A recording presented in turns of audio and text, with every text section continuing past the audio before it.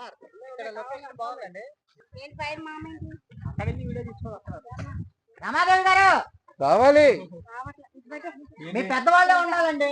ఏదైనా ఆడవాళ్ళు ఉంటేనే నడుస్తుంది. చంద్రబాబు తాతయ్య మా ఇల్లు మాకు ఇప్పించు. ఏం చెప్పాలి? చంద్రబాబు తాతయ్య నమస్కారం. మా ఇల్లు మాకు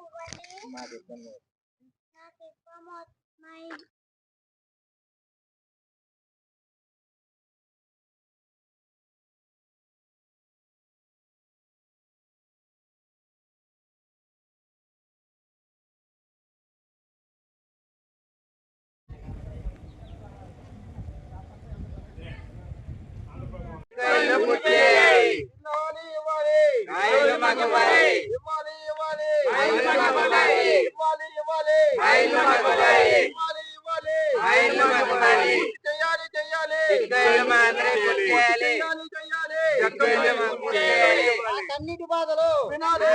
మా కన్నీటి బాధలు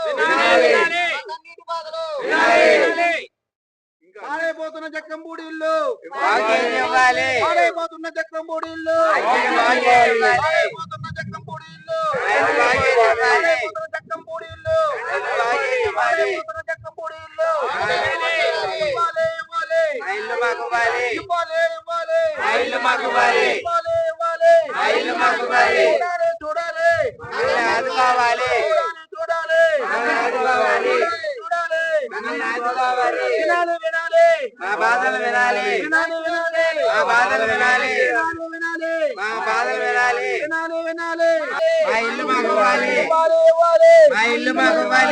నా పేరు రవి అండి, టిట్కో హౌస్ బాధితుడినండి. గత ప్రభుత్వం టీడీపీ హయాంలో 2016లో మాకు ఈ టిట్కో ఇల్లు శాంక్షన్ చేశారండి.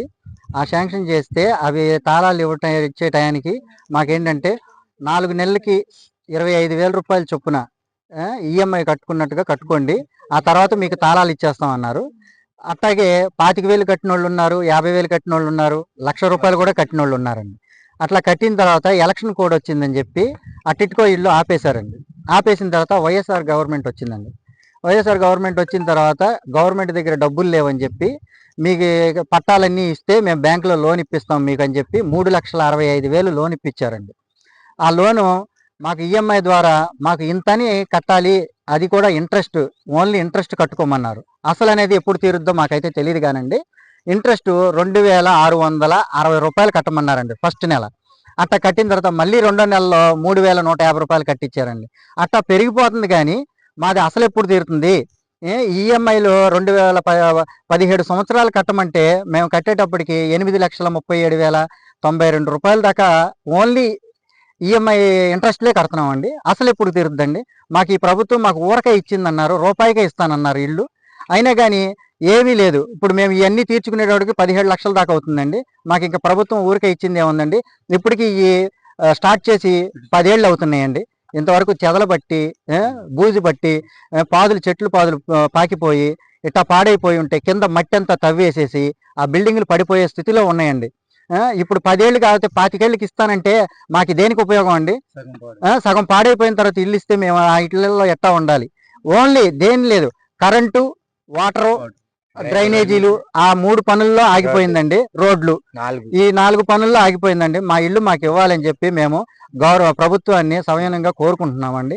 మన ఆంధ్రప్రదేశ్ రాష్ట్ర ముఖ్యమంత్రి అయిన వారికి కూడా మేము గౌరవంగా కోరుకుంటున్నామండి. ఓకే అండి. నా పేరు నాగరాజ్ అండి, నేను టిట్కో బాధితుడిని. ప్రభుత్వాలు మారినా కానీ పేదవాడి బ్రతుకుల మట్టికి మారట్లేదు. ఈ టిట్కో ఇల్లు 2014లో స్టార్ట్ చేశారు.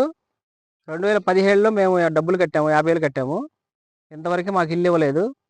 ఇప్పుడు వరకు అజాపజా లేదు. దానితోడు పోయిన గవర్నమెంట్ 2019లో చంద్రబాబు నాయుడు ఇస్తా అన్నారు కానీ ఇవ్వలేదు. ఇవ్వకుండా జగన్ వచ్చాడు, లోన్ పెట్టాడు మా పేరుతో. ఇప్పుడు వరకు ఇల్లు ఇలాగ ఉన్నాయి, మొత్తం చెదలు బట్టి పాడైపోయినాయి. కనుక ఇప్పటికైనా స్పందించి గవర్నమెంట్ దీన్ని త్వరగా పూర్తి చేయాలని, ఇలా చేయకపోతే అందరిని కూడగట్టుకొని ధర్నా కంటిన్యూ చేస్తామని ప్రభుత్వానికి హెచ్చరిస్తున్నాం. నా పేరు బుజ్జి అండి. మేము టిక్కో హౌస్ బాధితురాలని. మేము టిక్కో హౌస్ బాధితురాలని అయితే డబ్బులు ఇంతవరకు కట్టాం కానీ మా హౌస్ మటుకు మాకు ఇవ్వలేదండి. కనీసం డబ్బులు కట్టించుకుంటున్నారు, లోన్ తీసుకున్నారు కానీ మా పేరు మీద. మాకు ఫోన్ కాల్స్ వస్తున్నాయి, లోన్ కట్టమంటున్నారే కానీ కనీసం మాకు ఇల్లు గురించి మటుకి ఏ ప్రభుత్వం ఎవరు కూడా మాకు సమాధానం చెప్పట్లేదు. గత ప్రభుత్వం చంద్రబాబు నాయుడు గారు ఉన్నప్పుడు మాకు ఇల్లు వచ్చింది.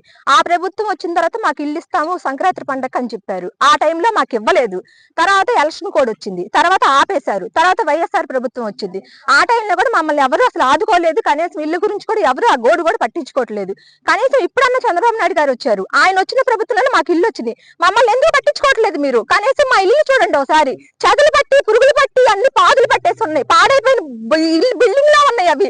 కనీసం ఆ ఇల్లు మాకు ఇవ్వాలి కదండి. కనీసం అవి ఇస్తే కనీసం మేము ఇంట్లో అన్న పెట్టుకొని ఉంటాం కదండి. రోజు కూలి పని చేసుకునే వాళ్ళం, పిల్లల్ని చదివించుకునే వాళ్ళం. మా బాధ ఎవరు చెప్పుకొని చెప్పండి. మేము కొన్ని మేమైనా డబ్బున్న వాళ్ళమని మేమైనా అపార్ట్మెంట్లు కొనుక్కొని మేము అక్కడ ఉండే వాళ్ళమా? మేము అప్పు చేసి డబ్బులు తీసుకొచ్చి బయట వడ్డీలు తీసుకొచ్చి కట్టామండి. ఆ డబ్బులు ఇప్పటికే మేము వడ్డీలు కడుతున్నామండి. కనీసం ఇప్పుడు కూడా మాకు అప్పు ఉందా ఇంటి పేరు మీద? లోన్ ఇప్పించారు, లోన్ కి ఫోన్లు వస్తున్నాయి మాకు. పద్దాక రోజు ఫోన్ చేసి లోన్ అమౌంట్ కట్టండి మీరు, సివిల్ కోర్స్ పడిపోయింది మాకు, మీకు ఏ లోన్ రాదు మీకు అని చెప్తున్నారు మాకు. మేము ఎవరిని అడగాలండి? ఏ ప్రభుత్వాన్ని అడగాలి? మమ్మల్ని ఎవరు ఆదుకుంటారు? ఎలాంటి చంద్రబాబు నాయుడు గారు సార్ మా గోడు విన్నవించండి. మీకు చెప్తున్నాం మేము మా బాధ. మీరన్నా అర్థం చేసుకొని మాకు ఆ ఇల్లు ఇప్పించేటట్టు చూడండి. మాకు ఈ ప్రభుత్వంలో కూడా మాకు ఇల్లు వచ్చేటట్టు మీ వల్ల మాకు దయచేయండి. ఇప్పుడు పండక్కి ఇస్తాను అంటున్నారు, ఏ పండక్కి ఇస్తారండి? దసరాకి అంటున్నారు, దీపావళికి అంటున్నారు. కనీసం ఇక్కడ విజయవాడ జక్కంపూడి ఉన్న అపార్ట్మెంట్లు ఎప్పుడు ఇస్తారండి మీరు?